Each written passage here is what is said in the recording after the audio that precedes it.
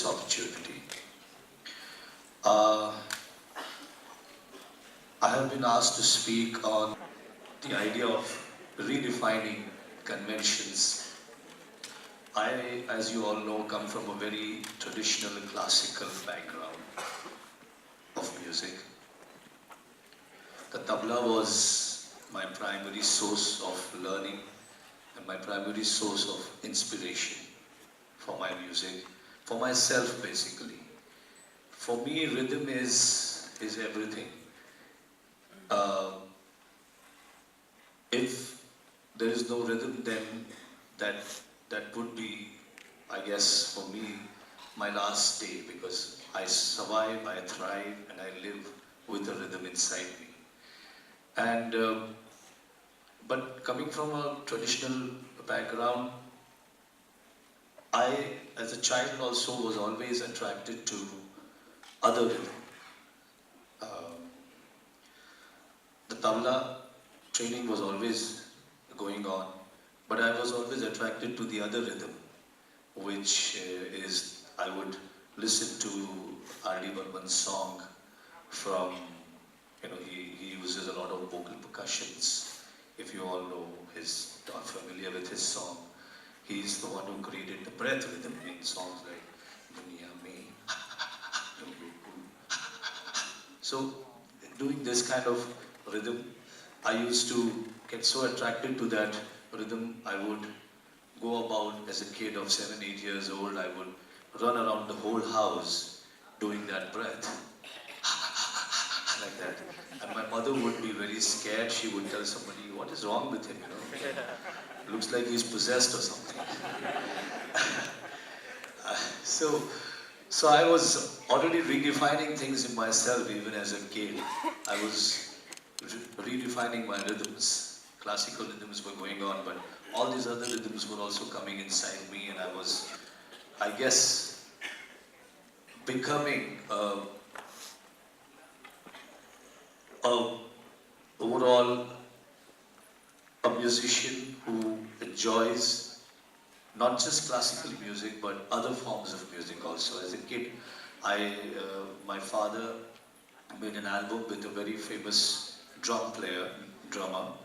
His name was Buddy Rich, and they both did an album in 1967, which was called Rich Ala Rakha. And as a 5, 6-year-old, I was always, in a day, I would listen to that. I would wait for my sister to come from school, who was 12, 14 years older than me, from her college, and I would make her play that album at least 8 to 10 times in a day.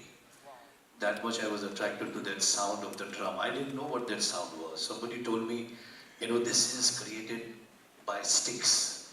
So I would take, in those days we used to have this dalda ka ghee dabba. So I would take the empty dabbas and I would break the jharu sticks, and the one which you use to wash the bathrooms. That jharu stick, I would break the sticks from there and I would try to imitate the sound of the drums. And my mother would always keep wondering, why does this jharu go on becoming smaller and smaller? Every week I see it become smaller.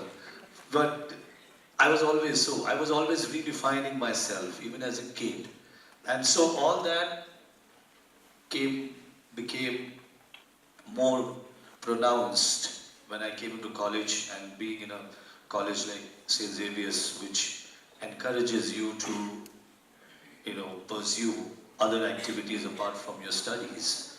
Being there, I was fortunate to be there, and I discovered so much different kind of music. I didn't know that for me guitar was guitar. When I came into college, I started understanding, there is electric guitar, bass guitar, acoustic guitar, then there is Mexican guitar, then there is a Spanish guitar. There's so many different kind of guitars. I never knew all that. But my whole spectrum of knowledge of music and musicians globally went on increasing as I started pursuing. And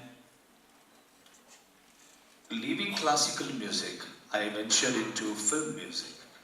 I started working with music directors of the 80s and 90s, Jatin Lalit, Rajesh Roshan, Anu Malik, and others of that time, Anand Milin especially. And so I stopped classical music, I went into film music. Then I got bored of film music because not in the late 90s, not much great music was coming out of the films here. So I started doing fusion music and I made my album Rhythm, which globally fetched me a lot of recognition in India as well as abroad. And started doing fusion music. And so I'm never satisfied. I'm always wanting more. Ye dil mange more. I always want more. So after doing while doing fusion music from 2000 onwards, in my journey I discovered that vocal percussions was a very important aspect that I could tap into because as a kid, what I used to do with the breathing became a very important aspect where I started using the breath to create various rhythmic motifs, which by itself is not a very difficult thing, but when you start defining various rhythmic motifs, that's when it becomes difficult. And I realized that nobody else was doing that. So taking the breath, like for example, I would take one breath. So it's basically an in and out. Out and in, that's all that there is. But you can definitely create a whole gamut, a whole ideas of rhythmic. Again, they are inspired by the tabla, obviously, because that is completely inside me. And my father, when I told him I want to not do classical music and I want to get into film music and all that, he said, fine, whatever you do, make sure that somewhere my spark is seen. Ustad Allah Rakha spark should be seen in your music, in whatever you do. And overall, as I have progressed as a musician, I have tried to adhere to it and I've tried to always keep a spark of his being, his presence in all my music. And of course, a very big source of inspiration for me has been my older brother, Ustad Zakir Hussain, who is like a father figure as he was, he's 12 years older than me, although sometimes I look older than him. But yeah, that's his hair dye, so. But that's okay. He can look young, he's a god of rhythm. So, he's a very big source of inspiration and has always pushed me to try out new things in my music. So, as I was just telling you, redefining rhythm for me and bringing it onto different elements like the djembe, this is the African djembe. I was always wanting to define my father's knowledge, primarily tabla knowledge onto this instrument and the South Indian knowledge which I have also received from the Vidwan Viku Vinayagar, he is a famous khatam player. So I wanted to define all that knowledge onto one instrument and my search led me to the djembe, which was also gifted to me by Ustad Zakir Hussain. That's the djembe which has been lying with me for the last, you can say, 24 years. It's been there with me. And I enjoy playing this instrument and I realized that I could define all that knowledge using this one instrument called the djembe. And again, I was using my father's knowledge onto other drums, like the drum set. And I had to decode all that into this instrument. So that led me into thinking out a language which I could identify, like dha became the, ti became te, ta became ta onto this. So I designed a whole language whereby I could translate all that knowledge onto this instrument. And as I said to you earlier, I always look for rhythm everywhere. My father, the late Ustad Allah Rakha, used to always say, rhythm is everywhere. Don't go with blinkers as a musician. Remove your blinkers, you'll see rhythm, you'll see music all around you. So I take inspiration from all kinds of things around me. One simple example I'll give you. I once went to play a concert in a small village in India. And after the concert, the organizers put me up in a lodge, in a simple lodge. And unfortunately, there was no electricity. It's a small village, right? So the electricity went off. And in the night, I couldn't sleep. The reason being because the mosquitoes didn't allow me to sleep. And so what could I do? So I just sat up on the bed and I said, what can I do? I can't go out in the night in the village for a walk. I have no idea where I'll go, So I sat on my bed, and as the mosquitoes were all around me, because there was no fan, nothing, no mosquito, good night also, I suddenly realized that I was hearing the machhar, the mosquito sound, and I started figuring out the pitch at which each mosquito was trying to come near me. So I realized I didn't have mobile phone, but I was thinking, okay, this pitch must be D. This sounds like a E. And I started imitating the sound of the mosquito while sitting there. And eventually, while doing that, I got so tired that I fell asleep. Didn't care about the mosquitoes. But I'm saying it's a source, it's an inspiration for me. So I started taking that sound, and when I did my album Ridhun, I did one piece in that which I called Nothing But Voice. Each and every sound in that song was created using voice, either my voice or Shankar Mahadevan's voice. And I used that sound, and Shankar asked me, what is this sound? I said, this is mosquito sound. I call it mosquito sound. So, it's something like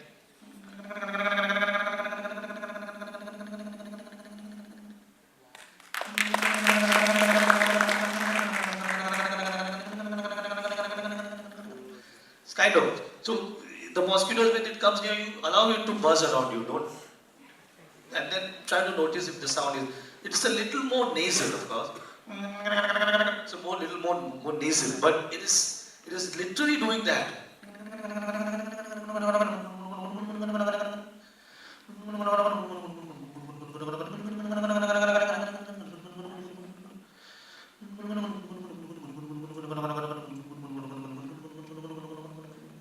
So it does that. So he was like, wow, it's a new sound. So I take inspiration from all these things, Like for example, I remember one thing I said to you, the breath. So it's one out and one in. So all those who do pranayam can do this. So you take the out and the in and you just make rhythmic patterns.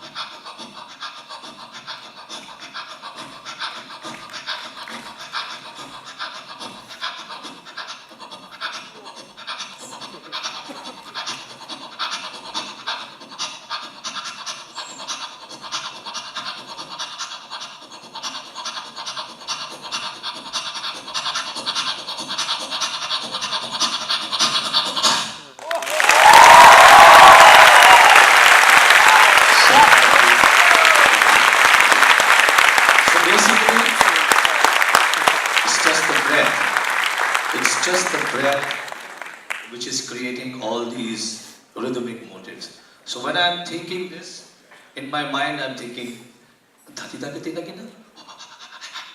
in my mind I'm thinking, the tabla bol.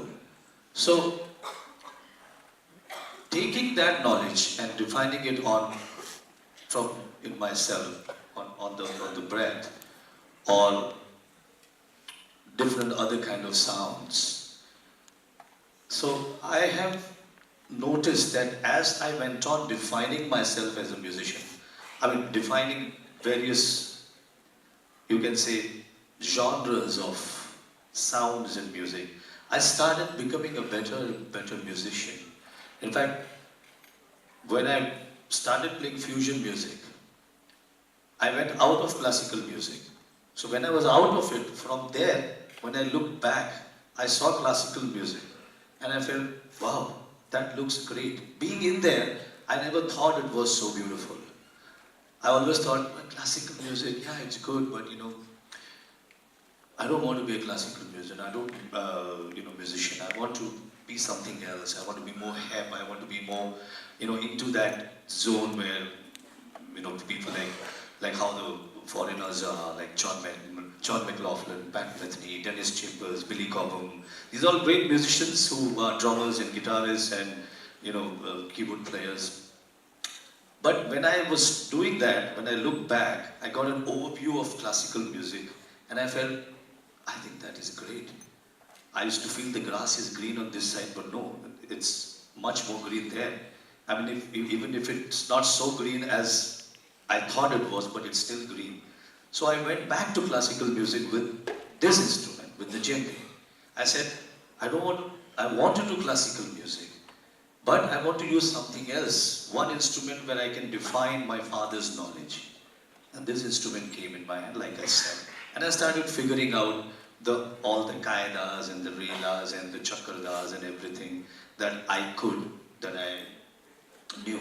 And I started playing onto this. And when I went back to the arena of classical music, wherever I've been playing my djembe, people have been loving it, they enjoy it, because this is not an Indian instrument, but to hear the Indian knowledge of the tabla onto this instrument is very unique. People find it interesting. People find it very curious to know that all this is happening, and not just in India. Abroad when I go, last year I was touring US, I played, America has a lot of djembe players, a lot of African blacks are there, and apart from that, the other Americans also play djembe. So they came to my concert and they said, that's a djembe, but you're playing it differently. I said, I'm playing this instrument as an Indian. Just because this instrument is from Africa, I don't have to play it like the Africans do. Because I'm not an African. I want to play it like an Indian. And as an Indian, I can do this. So they were very happy. They said, well, you're playing some things which are amazingly fast, which nobody has ever tried it on the djembe. And same thing for the voice, breath rhythm. I know that there are beatboxers all over the world who do all kinds of beatboxing. Even I can do some things which are like, you can say, the beatboxing stuff. Like for example, I picked up this, I don't know if you guys know the Tuvan monks. They are up in the China, northeastern side of China. They call the Tuvan monks. They do a kind of sound from the throat singing, which is, they create two sounds, which is a very difficult thing, because as you all know, our voice is a monophonic instrument, or it's monophonic, you can just have one voice. But they create two voices and sometimes even three voices. So that's difficult, but I've been working on it. And I have incorporated our Punjabi, bowl, which they usually, all this, which they do, with the Tuvan monk sound. So that created a new idea, a new sound by itself. So, for example, the Tuvan monks, so the one voice is,